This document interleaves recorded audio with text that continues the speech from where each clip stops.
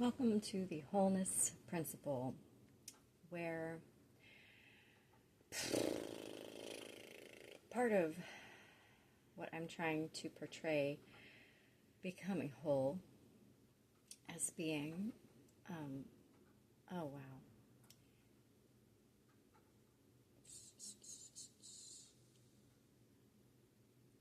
I'm not starting this over because something is going on here. Like, I cannot get it together to make videos. Specifically, every artistic avenue that I have, I've lost all of the joy of doing anything. And that means I'm going to be incoherent. And, okay, there it is. Part of becoming a whole being is allowing the joy inside of you to make you coherent. It's follow your bliss. And I've experienced that coherence so much of my life. What's confused me is that it does not have a context within the human world. That's why I have all this stuff about just becoming a new species, about treating conuncio, actual interunion, real intermarriage, like, okay, I have had this card come out to me many, many times over the past, I don't know how long. It's a card, it's a woman in a wedding dress, and it says, it's time. And if there was one last human dream that I had, it was to have the one, for this most compatible person to exist. And I also wanted a family.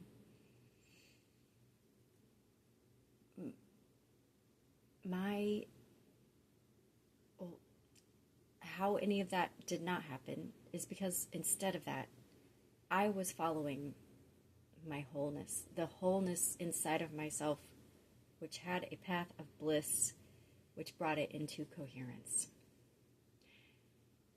So I have a couple decades now of writings that it's like they were coming from another human being than the one that was blazing whatever trail in this world, which at this point looks a lot like the path of a tornado. Like, how did all of that was going on inside of me result in what my life, like, just the path of my life? It's random. It is like, oops, I didn't mean to destroy your city. Oops, sorry. If I could, I would sew your ear back on. Like, what? Okay, so this video is about a moon phase, the justice moon phase, where we are seeing how imperfect things are, despite all of our good-heartedness, our good nature. I do believe that humans are good in nature. What goes so wrong? First of all, this is why meditation is important, and stillness. You have to find this place inside of yourself. You have to find the bullseye, what you are aiming for. Even though I was following this bliss and this feeling and this coherence inside of myself, I did not have a target. There was a vague target of love and family. I was always following love,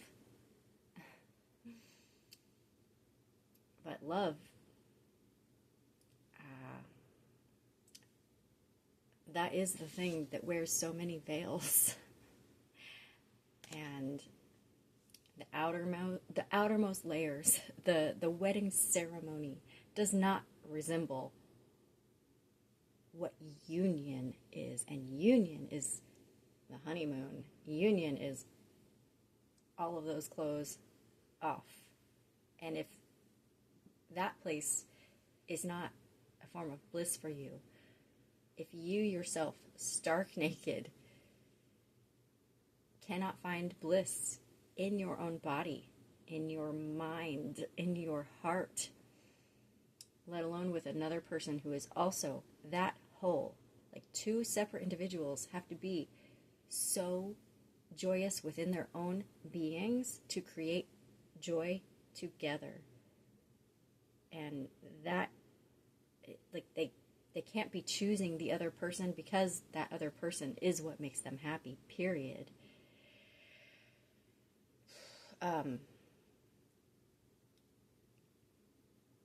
What's underneath all of those veils that true love is not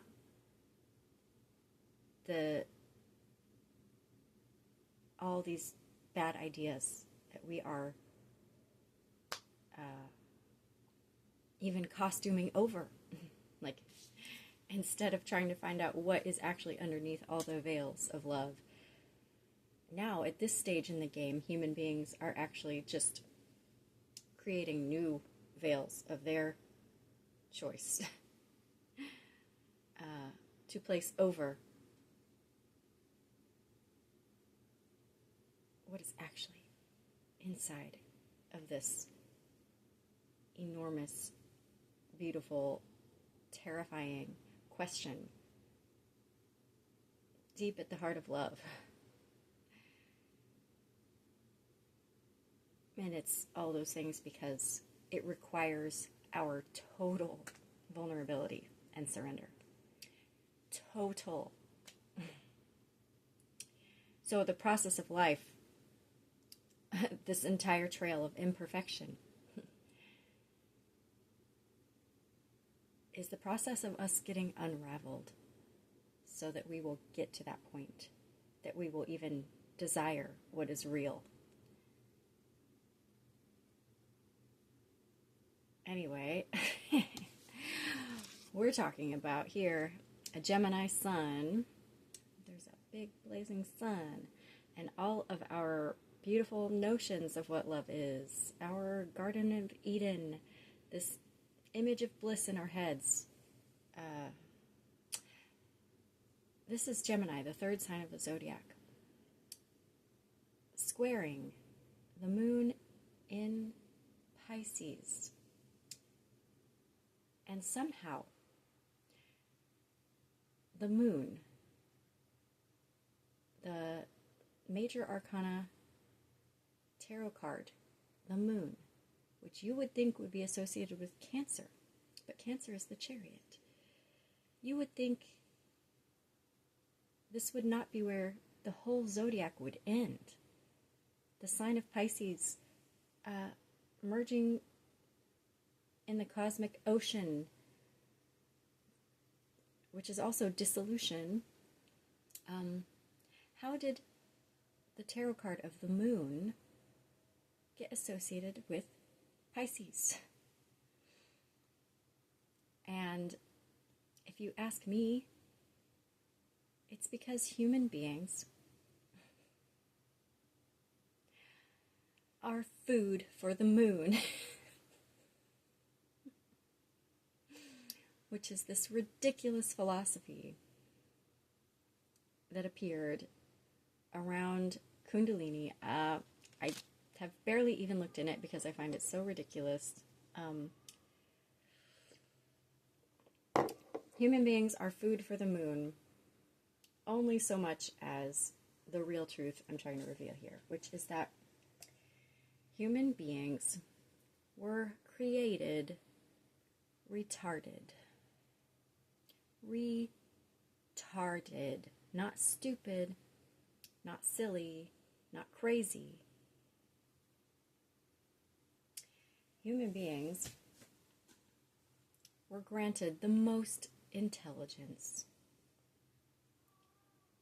only to discover just how slow they are to develop mentally. Recently, all this news, like around the age that I was 25, I started hearing this thing, like humans' brains aren't fully developed until the age of 25.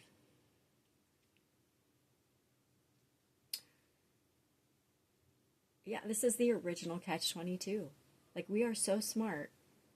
It took us all this time to figure out just how slow we are.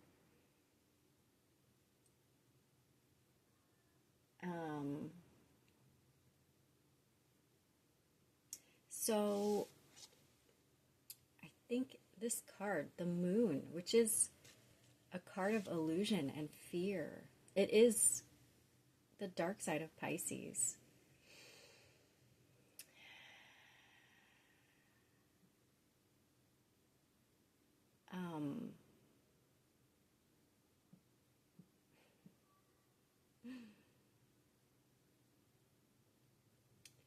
It's almost like just one more clue for us to pick up on the fact that, sorry, my cat wants in so bad right now. I'm just going to make her suffer.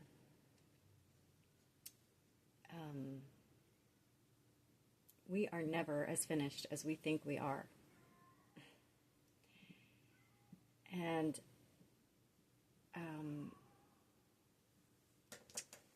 I guess I'm making some kind of commitment to my own development over any kind of romantic love, true love even, marriage, just this type of love that I do believe we are here to have. I don't think there's any other point to being here than loving and being loved. So that's why I am so fucked up at this point in my life, because it feels like that has been a massive failure.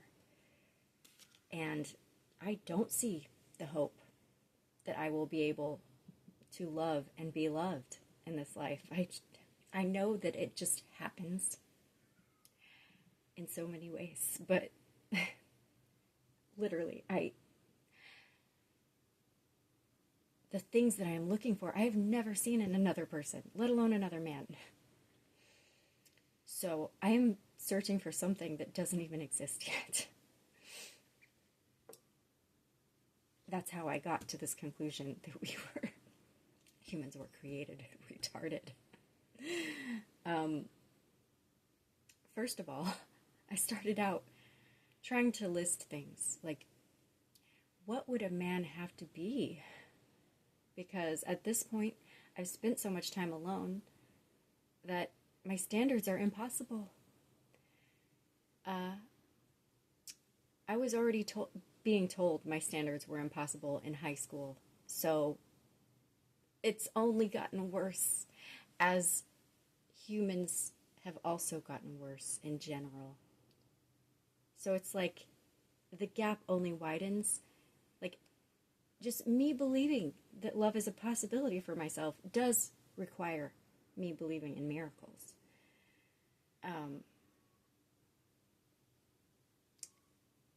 So I have to give up. Like this, it's not even...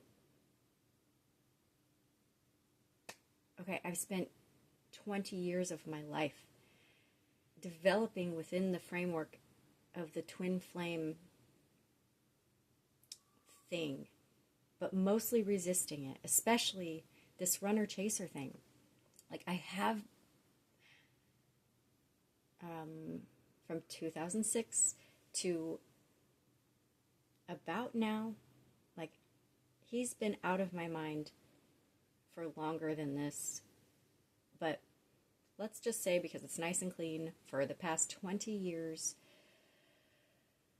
I was hung up on not so much a person, but the feelings that awakened, the spiritual awakening that happened to me because of synchronicities and what I viewed as miracles at the time.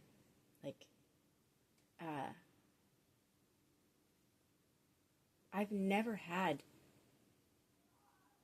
so much magic surrounding an experience. But at the same time, so I have not so much been hung up on a single person, because part of my resistance to twin flames the entire time has been like, I am not going to be the person that just so looks forward to this person coming back, like chasing in return, like trying to get myself into this energy of not desiring. I've been afraid of this place in myself that actually does not desire anybody. This is my least favorite feeling in the whole world. I called it, I said love object in my last video. I made it very cold on purpose because the idea of love in our heads is as objectifying as porn.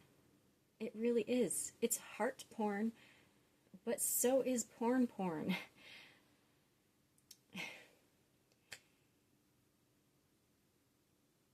Men chase that feeling more in the body. Women chase it more in the emotions. But the emotions are a lower nature too. The emotions are part of the animal nature. The limbic system developed in mammals. That's what we have. We have a mammalian sense of love. But the real love that we're actually after, that we keep looking for, even as we engage in purely mammalian love tactics, all of these monsters of our imaginations, like especially vampires. That's also why I used the word, like, we choose to suck. That's what we do with our free will. We suck with it. We opt out of our higher nature with our free will. We very rarely opt into it.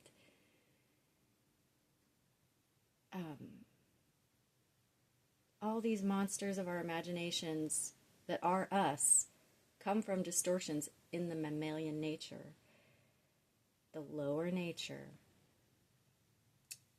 like mixed with human intelligence, like very stupid, retarded human intelligence.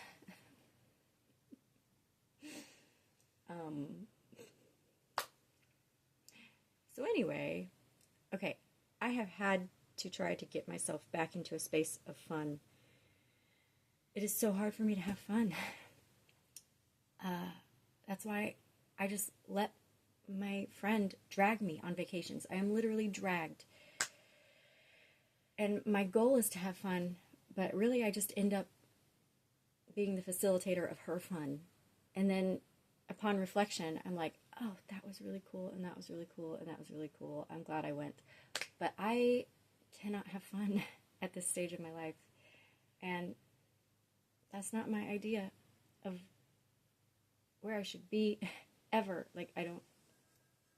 Anyway, I started out making this list of things a man would have to have, and one of them I just wanted to put there because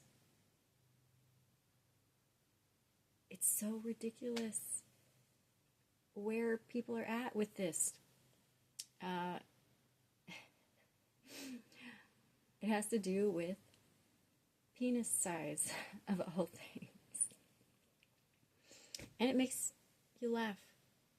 This is the redemption of being human, is all of this stupid stuff. Like, we are such higher order beings. But at the end of the day, what we really care about is like a regular poop schedule. that a lover falls within a certain range of like that's still super reductionist, but basically I wanted to address the fact that largeness in penis size is for men competing with other men. It doesn't have anything to do with what women want, because healthy women who, I am trying to be more algorithm friendly, so I will say, who have not been SA'd. I hope everybody at this point knows what that means. Who have not been abused. Because women who have been abused in this department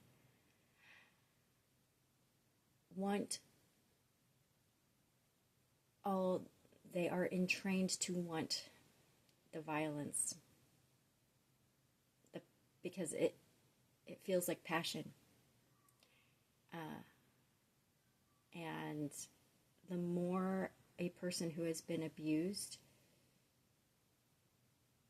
aligns with the pleasure of that abuse and doesn't attempt to correct it or flee from the distortion,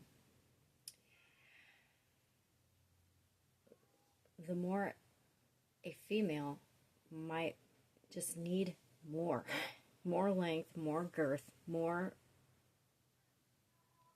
violence. So that is real. But a healthy woman is very sensitive, especially in healthy sexuality. And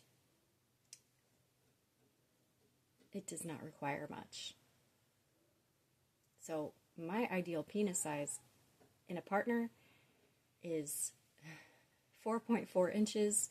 Less is probably even preferred. And then I got to thinking about like all the research that I've had. That's what got me on the path of humans were created retarded. Like I feel like of course hindsight is 20/20, but man, can I just say I was retarded? Can I get out of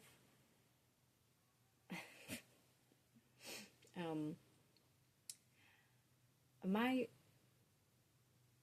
research, sexually speaking, is really just my consent to, or I think more than anything, at that stage in our lives, we're consenting to unconsciousness more than anything, not sex. Like, I did everything like right in high school, and when I went off to college, I thought my next boyfriend would be right around the corner, and that well, I didn't have as much optimism about school itself. I knew I didn't really want to go to college, but freedom, on the other hand, being like having flown the coop was something so exotically real to me, something that I'd only glimpsed when, like, my high school sweetheart he's from California, so we took a vacation to California, and before this vacation I was all like, why do you always talk about California? What's so wrong with just being here? And I was always trying to get us to go to church together and be God-focused. Like, even though I did not grow up religious, I was always spiritually aligned.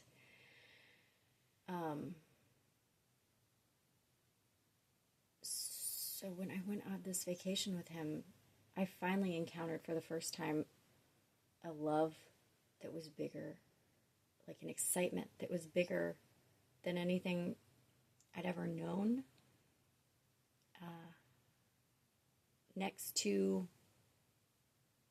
like my meeting him, because I did think he was the love of my life when I was in high school.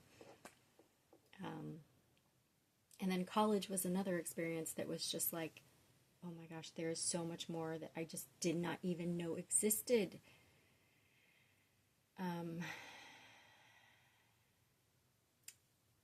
What I'm getting at here is that we need so much exploration before we can commit to anything. It is so stupid to expect a person before the age of 25 to know exactly what they want and who they are. As much as I believe that we are souls that evolve and we have so much information already in us, and there is a lot of precociousness, and souls coming in that just know shit, I think we still need to hold off on any big decisions until the age of 25, including higher education. Like, as if we're calling college that, I don't consider college higher education. It might be, I don't know, whatever it is.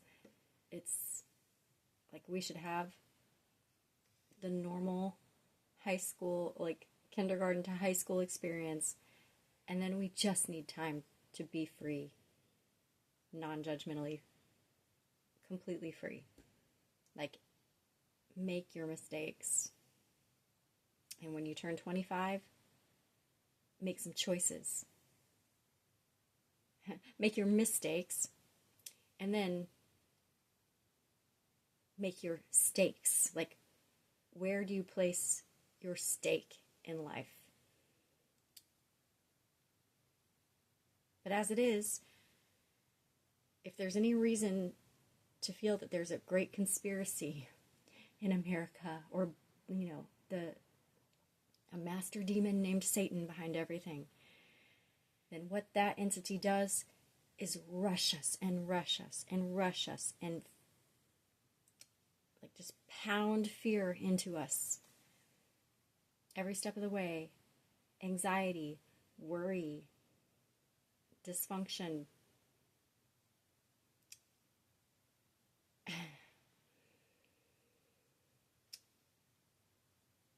It's just the spirit of rushing. But we were made slow, retarded. We are meant to take our time.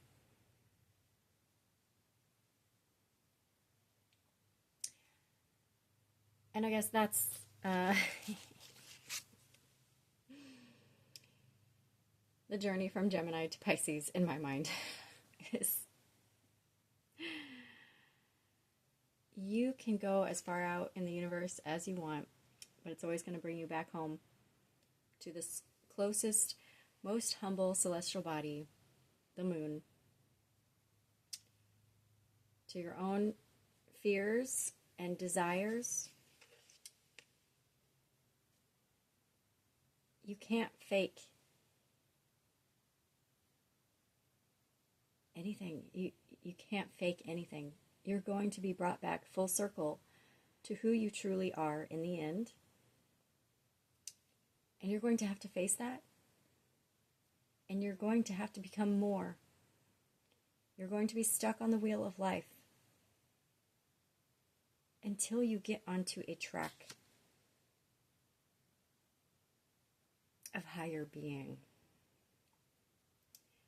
which you have opted into, because you have to do that, or life is just going to assign you another seat and you're just going to go on another ride and get off dizzy and puking and asking, what the fuck was that?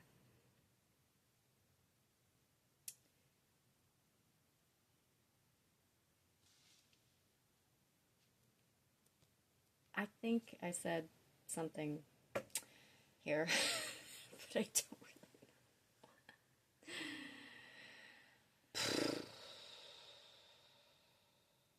again,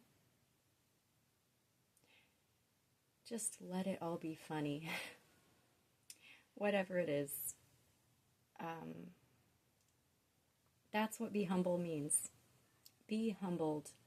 Laugh at yourself. Because if you don't know how to laugh at yourself, like genuinely see yourself as a dumbass, and have something inside of you that is distanced enough, instead of taking it personally and feel like a whimpering dog in a corner, just observe it and be like, I guess Allison is correct. We're just a retarded species. And I am going to double down on that retardation and take it slow from here on out, so that I give myself fewer things to laugh at. Then your sense of humor can develop from the seed of being able to laugh at your own fucking self. That's probably not good for the algorithm. Not that I am good for the algorithm, period.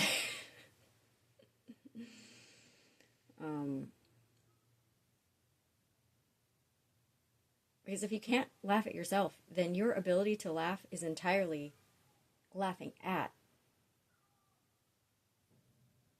others, which are just mirrors of you. That's what the moon is. You end up in Pisces, this ocean of all that is. And it's nothing but mirror. What you find at the end is an amplification of you, whatever you are. So if your internal state is a hellish place, that's what you're going to get a glimpse of when you die. If your internal state is a heavenly place, that's what you will see more of when you die. And I do believe this, I know that this tends toward mercy. Like every bit of heaven that you have inside of you will also, the redemptive quality will be illuminated. Versus, it's like one candle in the dark. Like that's all we need. When we're in absolute darkness, all we need is the sight of one candle. Like that's more how it will be. I don't believe in either of these things as a place, obviously. And again, you're back on the wheel of life. You're gonna be reincarnated. The moon is gonna continue to produce you as fruit and consume you. What does that even mean? Okay, the earth consumes us. The moon just prints us. Oh man, there was a whole other thing I wanted to talk about here about the moon and the sun, based on a video that Adam Ellenboss made about the cycle. I'm going to go ahead and link it here. And after all this time, I still don't know which side. This side. I'm going to link it here so that I remember to discuss this soon.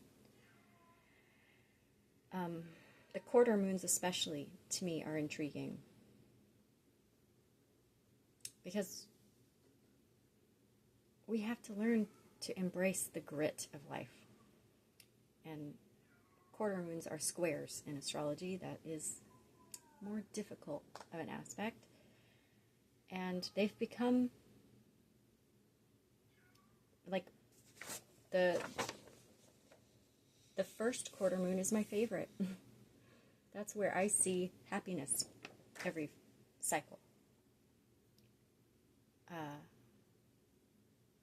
So, yeah, I just kind of wanted to compare and contrast the traditional way of viewing the moon's cycles with what I am doing. And I am not trying to just replace the views that come from all of the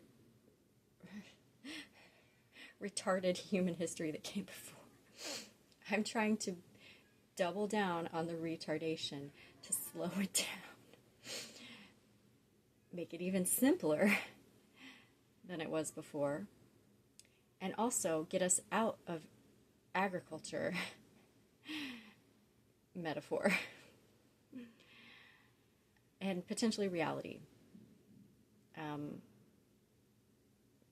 I've tried to think of, I mean, I don't know. A farmer's life sounds very hard and rough. And I don't think that's where humans want to be forever. No matter how much slow life, rustic living may satisfy a human soul,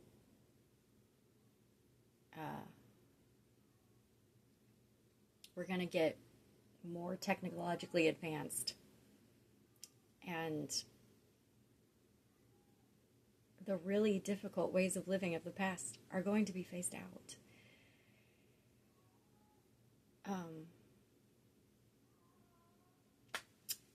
Okay, anyway, that's my